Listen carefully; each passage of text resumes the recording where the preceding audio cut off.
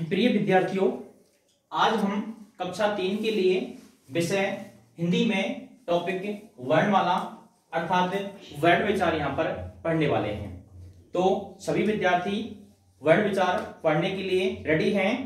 Yes sir. Okay, तो आज हम यहाँ पर शुरू करते हैं आज का यह टॉपिक। ठीक है, सबसे पहले हम बात करते हैं वर्ण विचार की। देखिए, दो शब्द हैं वर्ण और विचार। वर्ण और विचार, ठीक है। वर्ण की यदि हम शाब्दिक अर्थ की बात करें तो इसका शाब्दिक अर्थ क्या होता है? कौन बताएगा? Anybody student tell me about this word. क्या होता है? अक्षर। इसे क्या बोलेंगे? अक्षर। अक्षर। क्या बोलेंगे? अक्षर। क्षत्रत्री जो होता है ये कौन कौन से वर्णों से मिलकर बनता है? आधा का यानी कै। क्या बोलेंगे इसको? कै प्लस प्लस क्या होता है? श। क्या होता है? श। तो जाकर के क्षत्रिय बनता है। ठीक है, तो इसका जो उच्चारण होगा, इट मींस प्रोनाउंसिएशन जो होगा इसका, वो कैसे होगा? अक्षर। क्या बोलेंगे? अक्षर। ठीक है, तो वर्ड मींस क्या होता है? अक्षर। ठीक है, और दूसरा शब्द है यहाँ पर विचार। इट मींस क्या होता है? Anybody student tell me about this word विचार। इट मींस क्या होता है? विचार मींस विचार करना या फिर अध्ययन करना। क्या होता है? अध्ययन करना। क्या होता है? अध्ययन करना। एक मिनट, अध्ययन करना। ठीक है, इट मीन्स क्या होता है? अध्ययन करना। तो यदि हम इसकी परिभाषा की बात करें वर्ण विचार की, तो इसकी परिभाषा क्या हो जाएगी? अभी उसको हम नोट कराते हैं। पहले हमने शाब्दिक अर्थ की बात की है। वर्ण मीन्स अक्षर, ठीक है, और विचार मीन्स अध्ययन करना। सर, विचार के बदले माला भी लिख सकते हैं। कैसे? वर्णमाला। हाँ, दूसरा बिल्कुल सही क्वेश्चन। आपका एक क्वेश्चन निकल करके आया यहाँ पर कि हम वर्ण विचार की जगह पर वर्णमाला भी लिख सकते हैं। क्या? बिल्कुल लिख सकते हैं। वर्णमाला और वर्ण विचार दोनों ही एक ही नाम है। ठीक है, वर्णों को क्रमबद्ध तरीके से अध्ययन करना वर्ण विचार कहलाता है, और वर्णों की एक माला, आपने माला देखी है जिसको हम पहनते हैं, उसमें क्या होते हैं? बहुत सारे मोती होते हैं। क्या होते हैं? बहुत सारे मोती होते हैं। एक क्रम में उनकी मोतियों की एक माला होती है या नहीं होती है? तो उनका एक क्रम होता है, एक के बाद दूसरा, दूसरे के बाद तीसरा, इस प्रकार उनका एक निश्चित क्रम होता है। 1 2 3 4 5 इस प्रकार जो मोती होते हैं वो एक क्रम में होते हैं। ठीक है, ऐसे ही यहाँ पर हिंदी भाषा में यदि हम बात करें तो वर्णों की एक माला है। आ से लेकर के वैज्ञानिक तक के जितने भी वर्ण हैं वो क्या है? एक वर्णों की माला है। वो निश्चित क्रम होता है। पहले आएगा आ, ए, ई, उ, री, ए, ऐ, ओ, औ, अं, अह, ये स्वर होते हैं। ठीक है, औ तक के स्वर होते हैं। अंग और अह अयोगवा होते हैं, उनको हम अभी बताएंगे। ठीक है, सारे वर्णों के बारे में बात करेंगे। तो इनका एक निश्चित क्रम है, यानी कि पहले आ आएगा, ह्रस्व आ, फिर उसके बाद ही क्या आएगा? दीर्घ आ।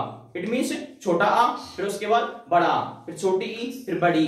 इट मींस ह्रस्व ई और दीर्घ ई। ठीक है, उसके बाद क्या आएगा? उ, री। ठीक है, एक क्रम है। ऐसे हम क्रम से चलते हैं, तो क्रम से वर्णों का अध्ययन करना ही क्या कहलाता है? वर्णमाला कहलाता है। क्या कहलाता है? वर्णमाला। तो समझ में आया? हम इसको वर्ण विचार कहे हैं तो भी सही बात है। इट मींस हम वर्ण विचार भी कह सकते हैं इस टॉपिक को, और यदि हम इसको वर्णमाला कहें तो भी बिल्कुल सही है। ठीक है, आपसे कुछ भी पूछा जाए इसका मतलब एक ही टॉपिक के बारे में बातें की जा रही है। ओके, ठीक है, तो यहाँ पर सबसे पहले जितना मैंने यहाँ पर नोट कराया है इसको साथ ही साथ नोट करें। जल्दी से नोट कीजिए। मैंने कर लिया, सर कर लिया। सबने नोट कर लिया? अच्छा, ठीक है, हम आगे बढ़ते हैं। ओके, हाँ, इसको एरेज कर दें। आगे देखिए, अब हम यहाँ पर इसके शाब्दिक अर्थ को हमने जाना, वर्ण के को। ठीक है, विचार का अर्थ होता है, वर्ण का क्या होता है? अक्षर, और विचार का अर्थ क्या होता है? अध्ययन करना। ठीक है, अतः वर्णों का एक निश्चित व क्रमबद्ध तरीके से अध्ययन करना ही क्या कहलाता है?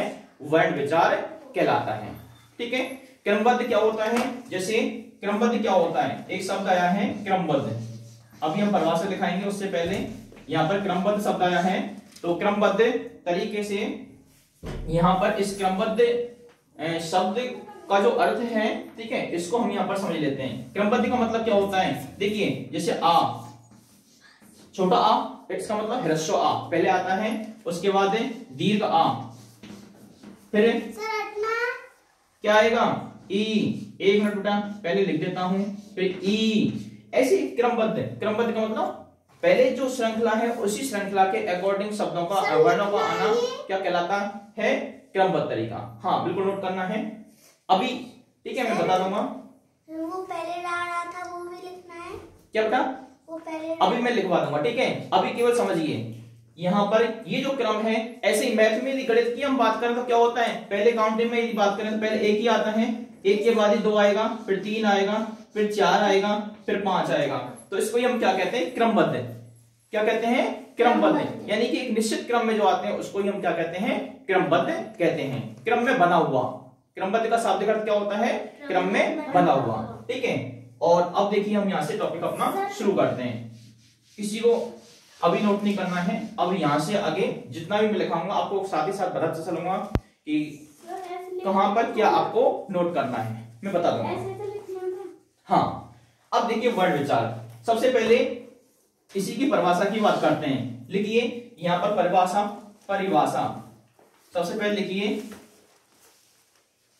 वर्ण विचार, इस प्रकार लिखिए वर्ण विचार, ठीक है। और दूसरे अर्थों में इसको, दूसरे शब्दों में क्या जानते हैं, वर्णमाला। क्या कहते हैं, वर्णमाला, वर्णमाला, ठीक है। मैं आपकी क्लास के अकॉर्डिंग, आपके क्लास के स्टैंडर्ड से ही आपको बताता चलूंगा, ठीक है। यहाँ पर वर्ण विचार इसको कह सकते हैं, या फिर इसको वर्णमाला भी कह सकते हैं। यहां तक किसी का कोई सवाल, ठीक है। हम क्या कह सकते हैं, इसको वर्ण विचार भी कह सकते हैं और इसको वर्णमाला भी कह सकते हैं। अब हम इसकी परिभाषा की बात करते हैं, ठीक है। देखिए परिभाषा यहाँ पर क्या होती है, एक सबसे पहले मैं यहाँ पर आपको इसकी जो परिभाषा है उस परिभाषा को मौखिक रूप से बता देता हूं, उसके बाद हम इसकी लिखित रूप की हम बात करेंगे। देखिए किसी भी भाषा में किन्हीं वर्णों का निश्चित व क्रमबद्ध तरीके से अध्ययन करना ही क्या कहलाता है, वर्ण विचार कहलाता है, ठीक है। वर्णों का निश्चित व क्रमबद्ध तरीके से अध्ययन करना, क्रमबद्ध तरीके से अध्ययन करना ही क्या कहलाता है, वर्ण विचार कहलाता है। बिल्कुल वर्ण विचार कहलाता है। वेरी गुड, बहुत अच्छा, ठीक है। क्लैप कीजिए, क्लैप कीजिए तनिष्का के लिए, बहुत अच्छा, बहुत अच्छा प्रयास है, ठीक है, बहुत बहुत अच्छा। लिखिए परिभाषा, लिखिए वर्णों का, वर्णों का, वर्णों का निश्चित, निश्चित व क्रमबद्ध, क्रमबद्ध तरीके से, क्रमबद्ध तरीके से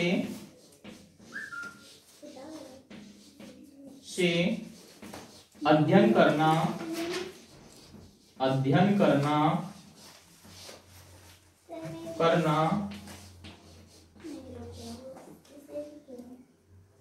वर्ण विचार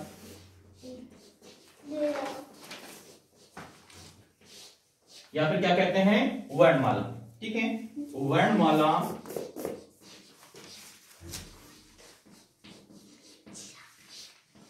कहलाता है।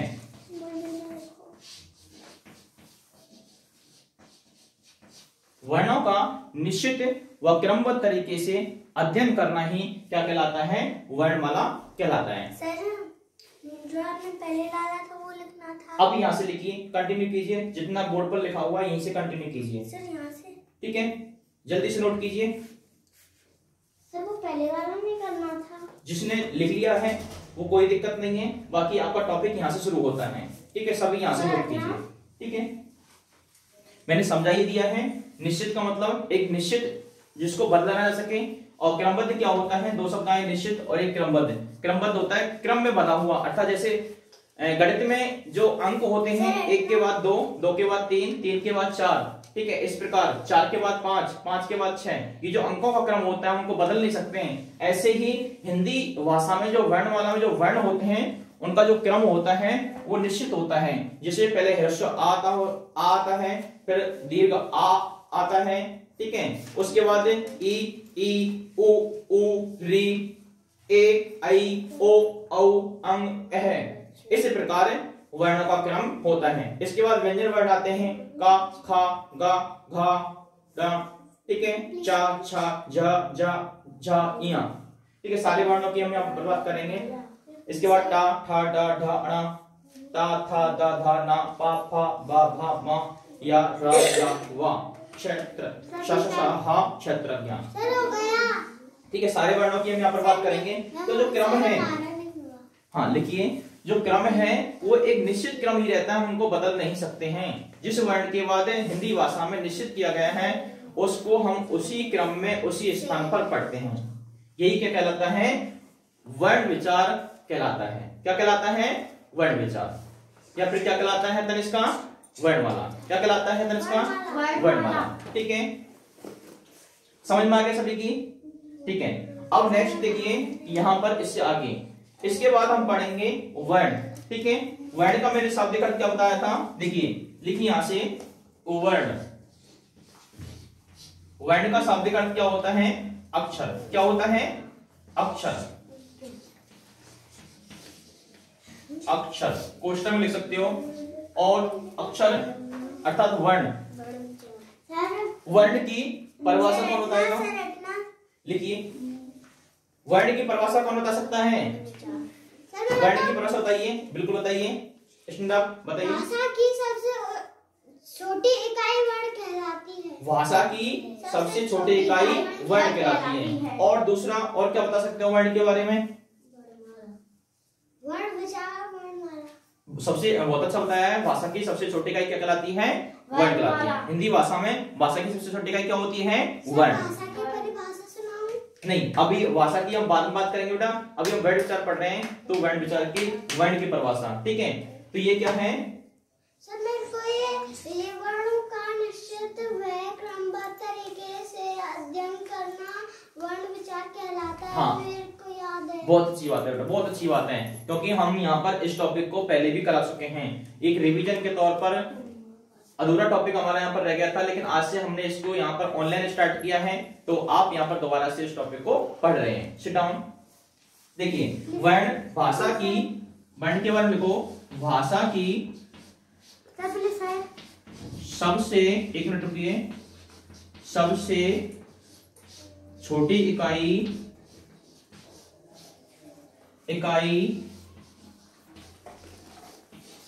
वर्ण कहलाती है। क्या कहलाती है? वर्ण कहलाती है। अर्थात इससे ज्यादा छोटी इकाई और कोई भी नहीं हो सकती। सबसे छोटी इकाई क्या होती है? वर्ण, ठीक है। लिखिए, भाषा की सबसे छोटी इकाई वर्ण कहलाती है, ठीक है। और वर्ण को हम दूसरे नाम से क्या जानते हैं? अक्षर। वर्ण को क्या कहते हैं? अक्षर, ठीक है। लिख लीजिए, वर्ण का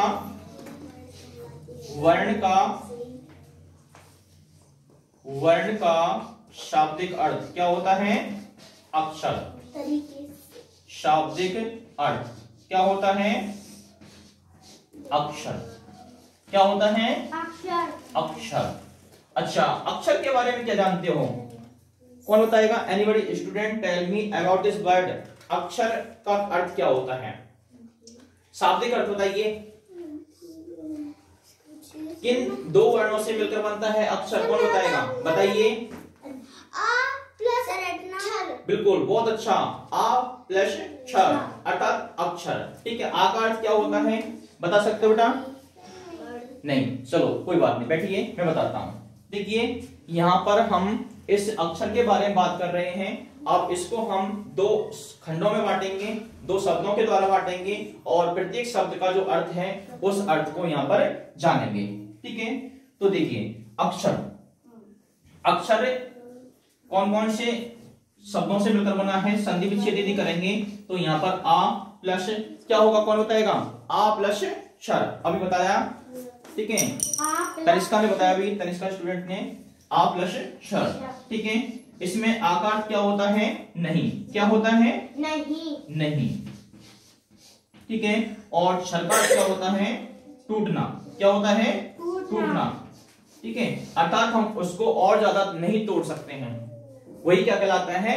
अक्षर। अभी हम बात करेंगे इसके बारे में डिटेल से, तब तक इसको नोट कीजिए।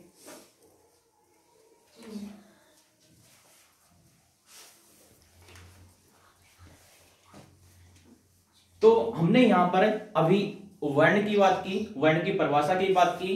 अब यहां पर हम वर्ण को क्रमबद्ध तरीके से पढ़ना शुरू करते हैं। देखिए, वर्ण, वर्ण मीन्स क्या होता है? समझ में आ गया क्या होता है? वर्ण का शाब्दिक अर्थ क्या होता है? अक्षर। अभी बताया था ना, क्या होता है? अक्षर, ठीक है। क्या होता है? अक्षर।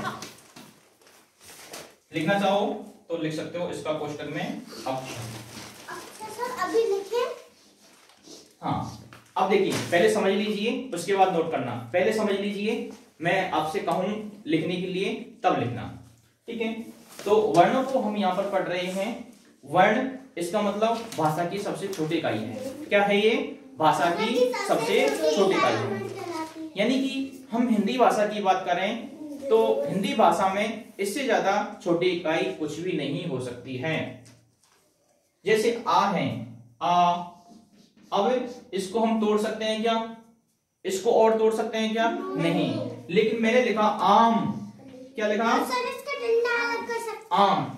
अब आ को अलग कर सकते हैं और माँ को भी अलग कर सकते हैं। इसका मतलब हम इसको तो तोड़ सकते हैं, शब्द को तो, ये शब्द है, इसको तोड़ सकते हैं। वाक्यों को भी तोड़ सकते हैं, वाक्यों को शब्दों के द्वारा अलग उसको कर सकते हैं। लेकिन अगर हम वर्ण की बात करें तो वर्ण को कभी तोड़ा नहीं जा सकता है, ठीक है।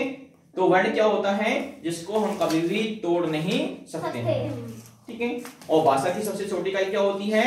वर्ण, अक्षर, ठीक है। दोनों ही अर्थ होते हैं इसके, अक्षर या फिर वर्ण। क्या होते हैं? अक्षर या फिर वर्ण, ठीक है। अब देखिए, यहां से हमारी वर्णमाला शुरू होती है। यहां तक तो हमने परिभाषाओं की बात की। अब परिभाषा के बाद हम यहाँ पर वर्णमाला पढ़ना शुरू करते हैं, ठीक है। क्या बेटा? हाँ, इधर ध्यान दीजिए बेटा, बाद में नोट कर लेना। जी इधर ध्यान दीजिए। देखिए, वर्णों को हम यहाँ पर पढ़ते हैं। तो सबसे पहले मुझे ये बताइए, वर्ण कितने प्रकार के होते हैं? Anybody student tell me about this वर्ण। वर्ण कितने प्रकार के होते हैं? 2 प्रकार के। कौन कौन से? ना, बिल्कुल गलत। 2 प्रकार होते हैं, ये आपने बताया अभी। कौन कौन से होते हैं? सर आ प्लस छर। बेटा, वर्ण कितने प्रकार के होते हैं, मैंने ये पूछा है। 2 प्रकार के होती है, तो बिल्कुल सही कहा है आपने। बताइए। स्वर और व्यंजन। स्वर और व्यंजन, बिल्कुल सही है। क्लैप कीजिए रिया के लिए। वेरी गुड, बहुत अच्छा बेटा। Sit down both students. देखिए, वर्ण को हम 2 भागों में बांट सकते हैं। कितने भागों में बांट सकते हैं? 2 भागों में बांट सकते हैं। पहले कौन सा? नंबर डाल सकते हो, नंबर डालना चाहे तो। पहला कौन सा होता है? स्वर। हाँ, लिख सकते हो, नोट कीजिए, स्वर। और दूसरा कौन सा होता है? व्यंजन। बेटा बात नहीं, don't talk, nobody student, keep silence only and note down this word. Sir ये वर्ग विचार दोबारा से लिखना है? नहीं, ये आपका टॉपिक डाला हुआ है, यहाँ से आप लिखना प्रारंभ करें। वर्ण इट मींस अक्षर, और वर्ण को हम कितने भागों में बांटते हैं? 2 भागों में, स्वर और व्यंजन। अर्थात वर्ण कितने प्रकार के होते हैं? 2 प्रकार के होते हैं। पहले कौन से होते हैं? स्वर। और दूसरे कौन से होते हैं? व्यंजन, ठीक है। लिखिए, जल्दी से नोट कीजिए। अब हम इसके बाद इन दोनों शब्दों को जानेंगे कि स्वर क्या होता है और व्यंजन क्या होता है, ठीक है। इसके बाद हम पढ़ेंगे स्वर क्या होता है और व्यंजन क्या होता है, ठीक है। देखिए, हाँ लिखिए, बिल्कुल सही है, बिल्कुल सही है। देखिए, स्वर क्या होता है? हाँ, बिल्कुल सही है बेटा। कौन बताएगा स्वर क्या होता है? स्वर किसे कहते हैं? कौन बताएगा? Anybody student tell me. नहीं बेटा, वे वर्ण जिनको हम बिना किसी अन्य वर्ण की सहायता से बोलते हैं वो क्या कहलाते हैं? स्वर कहलाते हैं। क्या कहलाते हैं? स्वर कहलाते हैं। लिखिए, इसी के आगे लिख लो, वे वर्ण जिनको हम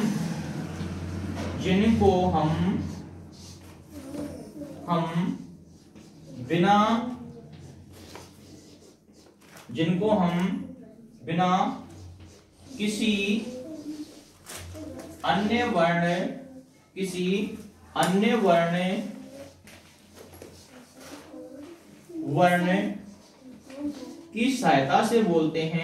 की सहायता से बोलते हैं, एक मिनट रुकिए, सहायता से बोलते हैं, वो क्या कहलाते हैं? स्वर कहलाते हैं। ठीक है, यहीं तक लिख लो, कॉमा लगा के आगे लिखोगे, स्वर कहलाते हैं, स्वर कहलाते हैं।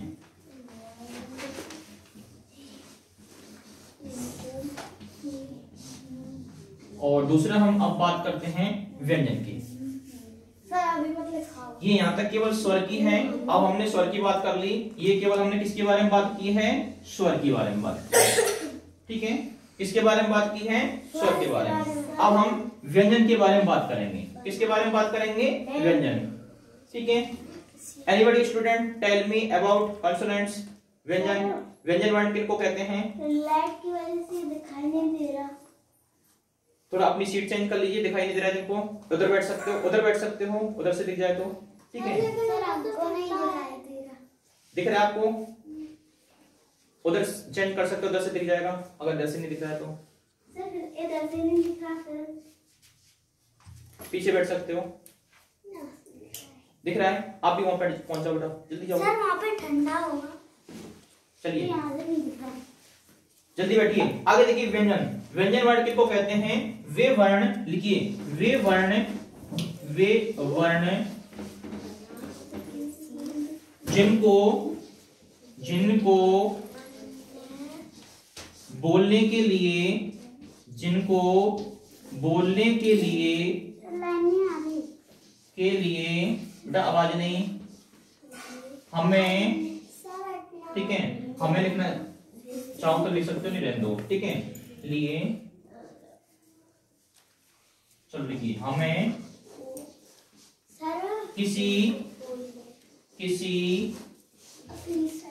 सर मैं अन्य, लिखिए बेटा, मैं बता दूंगा, समझा दूंगा अभी, किसी अन्य वर्ण की, दीदी वहां पे चले गए। कोई बात नहीं, लिखिए, लिखना इंपॉर्टेंट है। ठीक है, लिखने दो। अगर लाइट से नहीं दिख रहा है, रिफ्लेक्शन पड़ रहा है, तो साइड में बैठ करके लिख सकते हो। ठीक है, अन्य वर्ण, वे वर्ण जिनको बोलने के लिए हमें किसी अन्य वर्ण की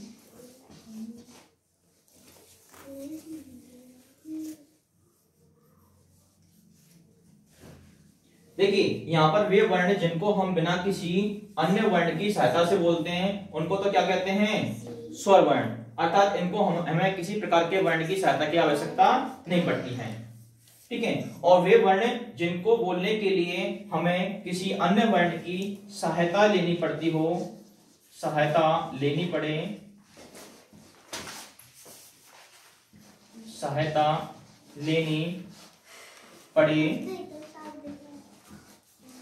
उन्हें क्या कहते हैं? व्यंजन। उन्हें व्यंजन कहा जाता है, उन्हें व्यंजन कहा जाता है। सर ठीक है, नोट कीजिए।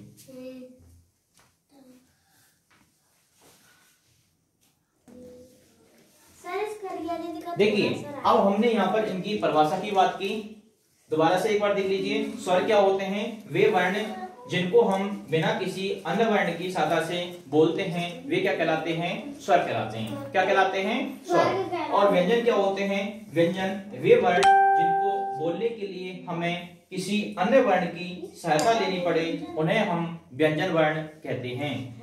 इसका मतलब क्या होता है?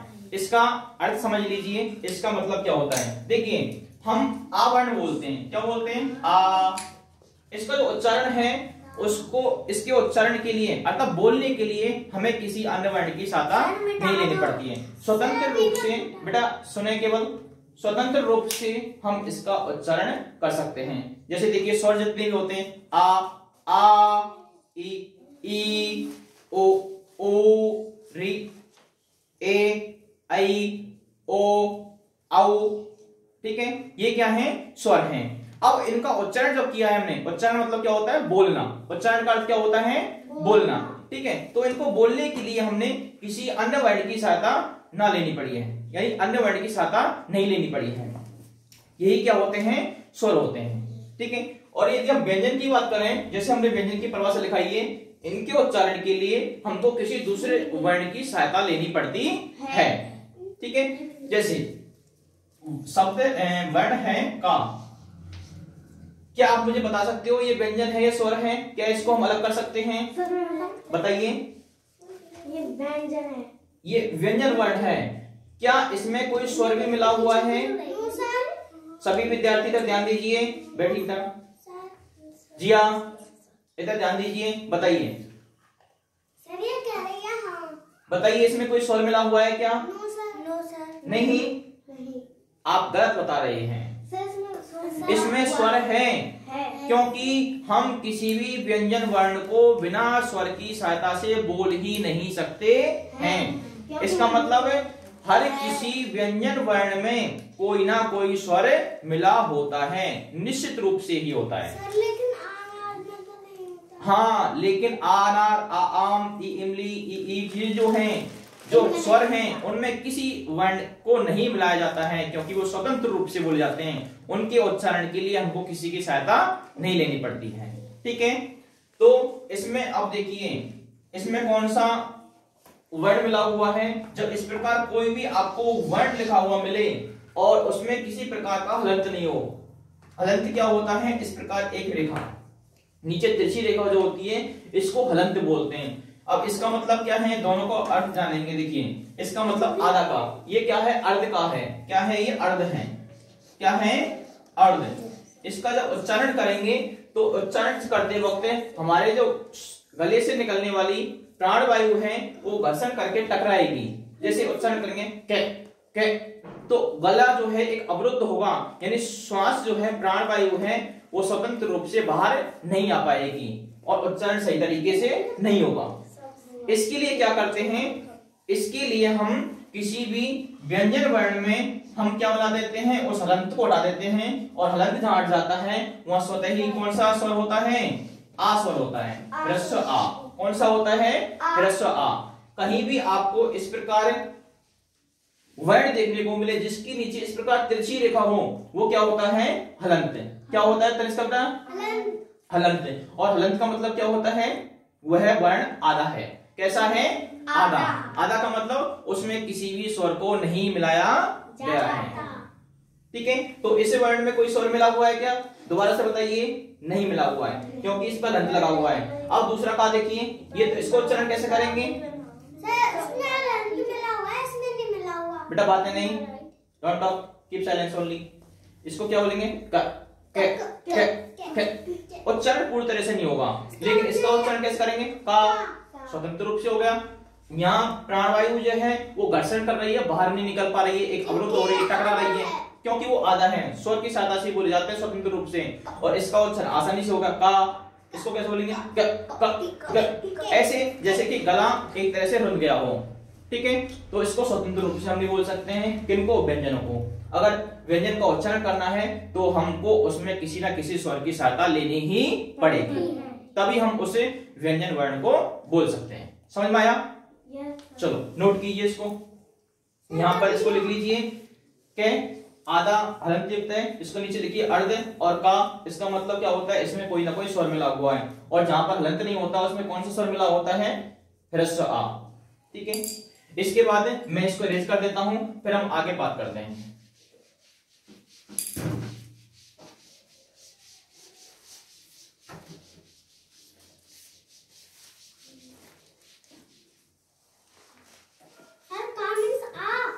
हाँ,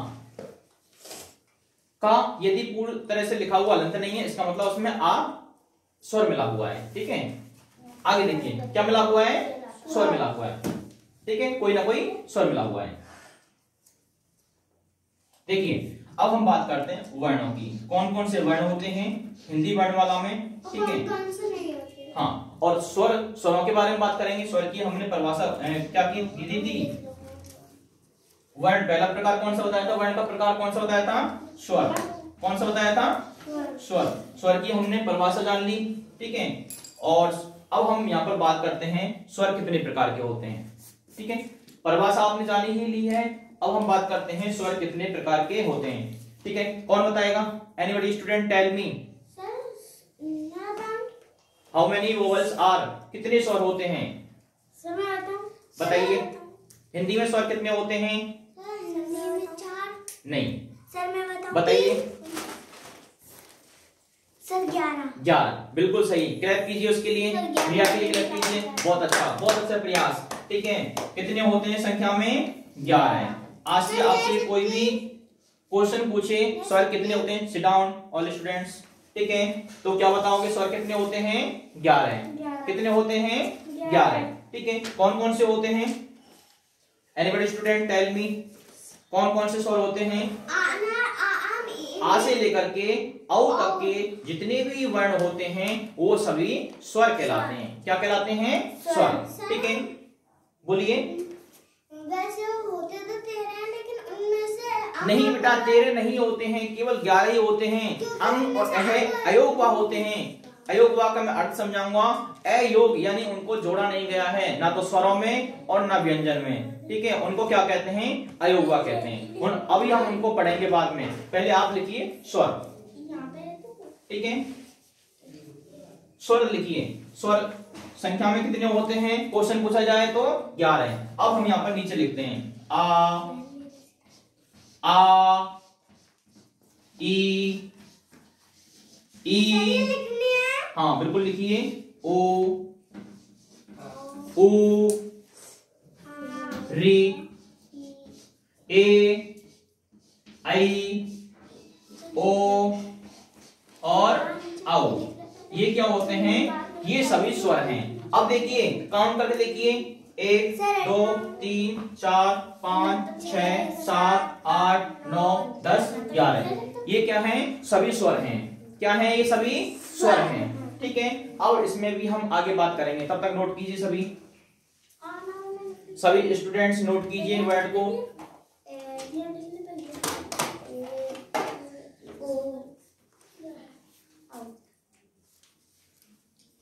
लिखिए सभी ने यहाँ तक है। सर जल्दी नोट कीजिए। नाम लिखना है क्या बेटा, हाँ बिल्कुल लिखना है। स्वर कितने होते हैं, 11 है। ठीक है, वर्ण का पहला प्रकार कौन सा होता है, स्वर। स्वर कितने होते हैं बता ही दिया है, कौन कौन से होते हैं इनको लिखिए। ठीक है, 11 होते हैं। ठीक है, लिखिए यहाँ पर। अब लिखेंगे, देखिए एनीबॉडी स्टूडेंट टेल मी, स्वरों को भी बांटा जा सकता है क्या, स्वर कितने प्रकार के होते हैं। आप स्वरों को भी बांट सकते हैं क्या, नहीं बांट सकते, बिल्कुल बांट सकते हैं। स्वर भी कितने प्रकार के होते हैं, लिखिए। स्वर कितने प्रकार के होते हैं, 2 प्रकार के, मुख्य रूप से 2 प्रकार के होते हैं। कितने प्रकार के होते हैं, 2 प्रकार से। कितने प्रकार के होते हैं, 2 प्रकार के। पहला कौन सा है, ह्रस्व। कौन सा है, ह्रस्व। ठीक है, और दूसरा कौन सा है, दीर्घ। इसी प्रकार डायग्राम बनाइए और नोट कीजिए। तीसरा होता है, उसका प्रयोग संस्कृत में होता है, प्लोत्वी होता है। हिंदी में जो प्रयोग होता है मुख्य रूप से वो दोनों का होता है। कहीं कहीं चौपाई जैसे होते हैं, जैसे रामायण में चौपाई होती है। ठीक है, उनमें वहां पर प्लोत वर्ण का उच्चारण भी होता है। जैसे एक आपने वर्ण देखा होगा, शब्द देखा होगा, ओम। देखिए इस प्रकार देखा होगा, इसका उच्चारण जो है वो कैसे बोलेगा, ओम। ठीक है, ऐसे। तो यहाँ पर ये प्लोत वर्ण है। हम यहाँ पर इसको संस्कृत भाषा में पढ़ेंगे, हिंदी भाषा में यहाँ पर नहीं पढ़ेंगे। हिंदी में कितने मुख्य रूप से कितने होते हैं, ह्रस्व और दीर्घ। ठीक है, प्लोत वर्ण जो है इसका उच्चारण जो होता है वो कहां पर होता है, संस्कृत में। ठीक है, चौपाई वगैरह होती हैं रामायण में, जितनी भी चौपाई हैं। जैसे देखिए, करहूं कृपा निधि एक डिठाई, मैं सेवक के तो में जाने सुखेदाई। संतन के महिमा रघुराई, बहुविधि वेद पुराण ही गाई। तो जो उच्चारण है, ई का जो उच्चारण है वो खींचा गया है, इसका मतलब प्लोथ है। हम उसको संस्कृत में पढ़ेंगे, ठीक है। यहाँ पर ह्रस्व वर्ण है, ह्रस्व, और दूसरा कौन सा होता है प्रकार, स्वर का दीर्घ, ठीक है। स्वर कितने प्रकार के होते हैं, 2 प्रकार के, ह्रस्व और दूसरा कौन सा होता है, दीर्घ, ठीक है। जल्दी नोट कीजिए।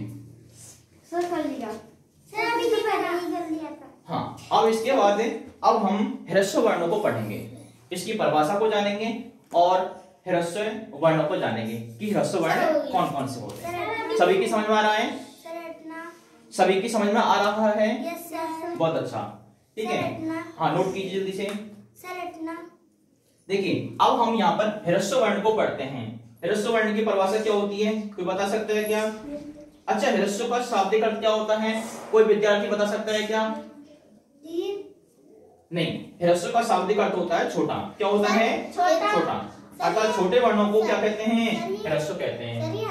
दोबारा से लिखना है, बिल्कुल लिखना है, ठीक। अब हम ह्रस्व के बारे में बात कर रहे हैं। पहला जो इसका प्रकार है, एक नंबर डाल लो, पहला ये है ह्रस्व, ठीक है। पहला कौन सा है, ह्रस्व, और दूसरा कौन सा है, दूसरा है दीर्घ, ठीक है। दूसरा कौन सा है, दीर्घ।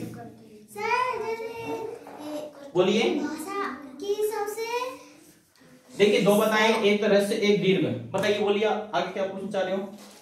जैसे भाषा की सबसे बोल सकते हैं, भाषा की सबसे छोटी इकाई वर्ण होती है। अब वर्णों को भी हमने कितने भागों में बांट दिया, 2 भागों में, स्वर और व्यंजन। अब हमने स्वर के बारे में जान लिया, स्वरों को भी हम 2 भागों में बांट सकते हैं। कितने भागों में बांट सकते हैं, 2 भागों में, ठीक है। पहला हमने बांटा है इसको ह्रस्व, और दूसरा कौन सा है, दीर्घ, ठीक है। देखिए, ह्रस्व मतलब क्या होता है, छोटे, ठीक है, छोटा कह सकते हैं। बोलिए, दूसरा नंबर है ये, और ये क्या है, दीर्घ। लिखिए, आवाज नहीं किसी की, keep silence only, note down this. देखिए, ह्रस्व किसे कहते हैं, छोटा। इसकी परिभाषा लिखिए, जिन वर्णों का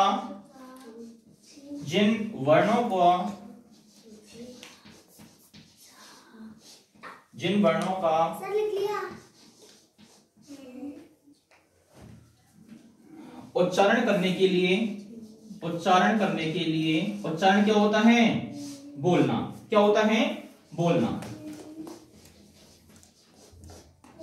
ठीक है। उच्चारण इसमें इट मीन्स बोलना। जिन वर्णों का उच्चारण करने के लिए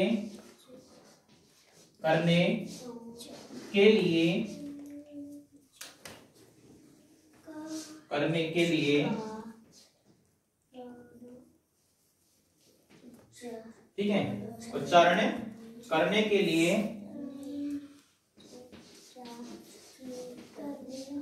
एक मात्रा का समय लगता है, एक मात्रा का समय लगता है, एक मात्रा का समय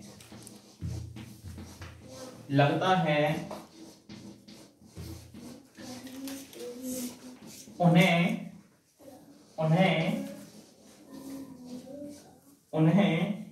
ह्रस्व कहते हैं, उन्हें ह्रस्व कहते हैं।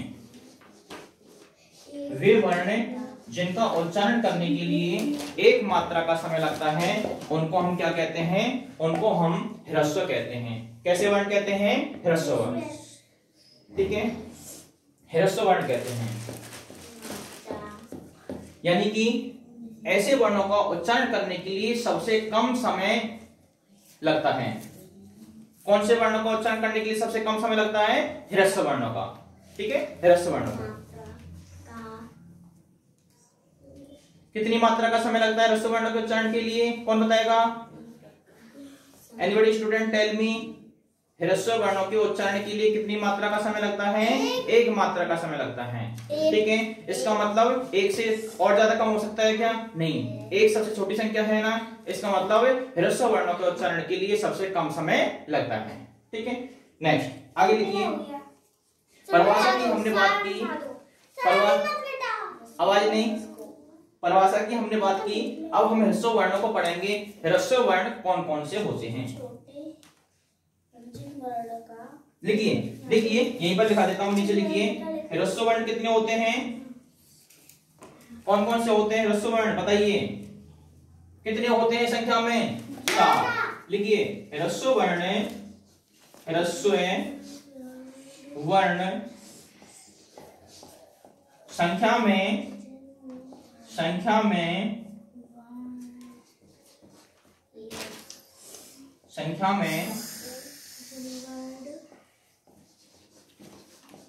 कितने होते हैं? देखो आ, ई, उ और री, ये क्या है? ह्रस्व हैं। तो कितने होते हैं? 4। कितने होते हैं? 4। लिखिए 4 होते हैं। ठीक है, अब हम 4 वर्णों की बात करेंगे। वो कौन कौन से हैं? ठीक है, सबसे पहले परिभाषा लिख लीजिए, उसके बाद हम इन 4 वर्णों की बात करेंगे जो ह्रस्व हैं। हाँ, लिख सकते हो, शब्दों में लिख सकते हो, अंकों में लिख सकते हो, ये आपकी इच्छा के ऊपर निर्भर करता है। हाँ, देखिए जल्दी नोट कीजिए। उसके बाद हम यहाँ पर ह्रस्व वर्णों को पढ़ेंगे। ह्रस्व वर्ण कौन कौन से होते हैं? देखिए सभी लिख लिया? चलिए लिखिए, नोट कीजिए सभी।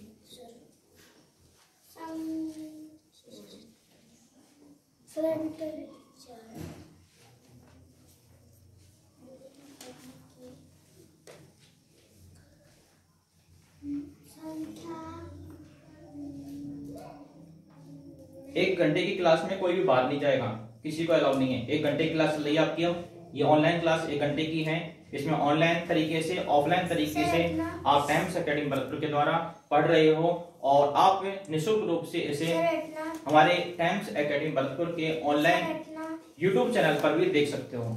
ठीक है, तो ये सर्विसेज जो ऑनलाइन सर्विसेज हम दे रहे हैं, ये टाइम्स एकेडमी भरतपुर की तरफ से बिल्कुल निःशुल्क है। केवल आपको हमारा times Academy Bharatpur YouTube channel subscribe करना है और जितने भी हम यहाँ पर क्लासेज यहाँ पर अपलोड करेंगे वो निःशुल्क रूप से आपको मिलती रहेंगी।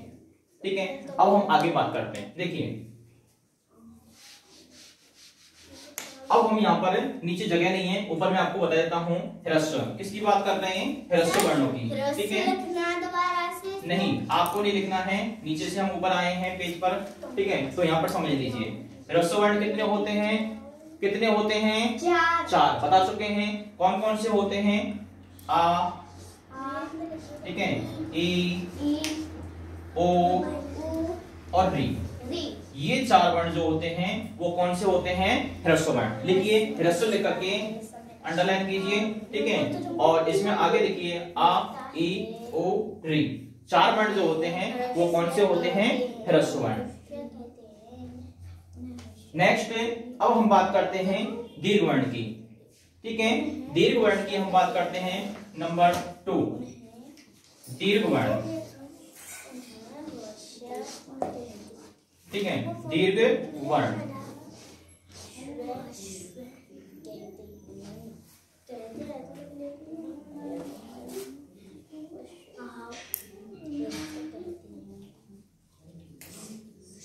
वर्ण लिखना चाहे साथ में लिख सकते हो। ह्रस्व इसके सामने वर्ण लगाते हैं, वर्णों को पढ़ रहे हैं हम यहाँ पर। दीर्घ वर्ण, हाँ बिल्कुल। ठीक है, अब दीर्घ वर्ण के लिए परिभाषा लिखिए। जिन वर्णों का, इसको आगे से मिटा दूं मैं? सर मिटा दो, सारा मिटा दो। ठीक है सर मिटा दो। देखिए लिखिए, जिन वर्णों का, सर सारा मिटा दो। बेटा बोला नहीं बीच में। जिन वर्णों का उच्चारण करने के लिए, 1 मिनट रुकिए, उच्चारण करने के लिए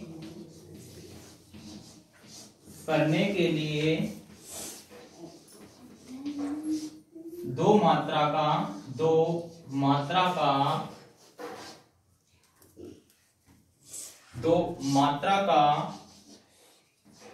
समय लगता है,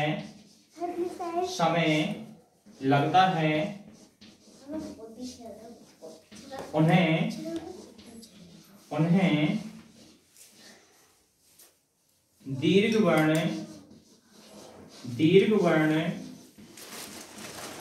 कहा जाता है। उन्हें दीर्घ वर्ण कहा जाता है। कहा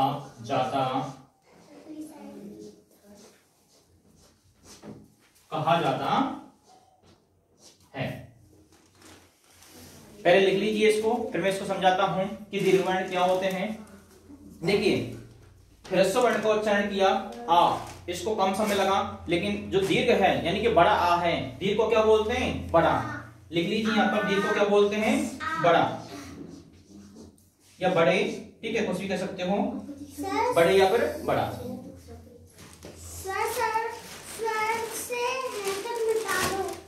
आप केवल बेटा समझने पे ध्यान दीजिए, मैं मिटा दूंगा, ठीक है, यहां से आगे मिटा दिया जाए। चलो, आपने नोट कर लिया है, मैं इसको यहां से मिटा देता हूं।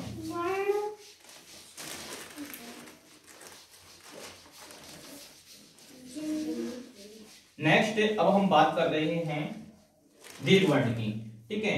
देखिए, जिन वर्णों के उच्चारण में हमें 2 मात्रा का समय लगता है उनको हम क्या कहते हैं? उनको दीर्घ वर्ण कहते हैं, ठीक है।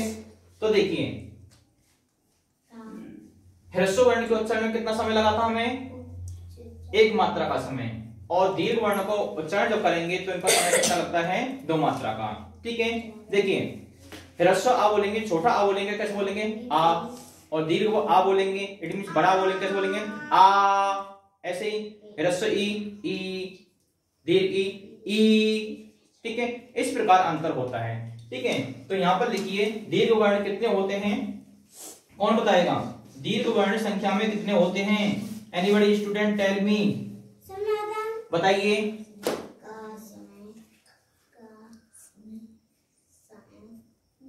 नहीं, देखिए, कुल वर्ण कितने थे? कुल स्वर वर्ण कितने थे?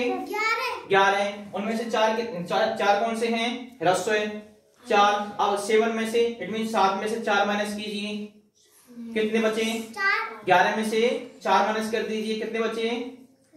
कितने बचे बेटा? 11 में से 7 माइनस कीजिए, 4 तो हमारे ह्रस्व हो गए, 7, बिल्कुल सही है। कितने होते हैं? 7। कितने होते हैं?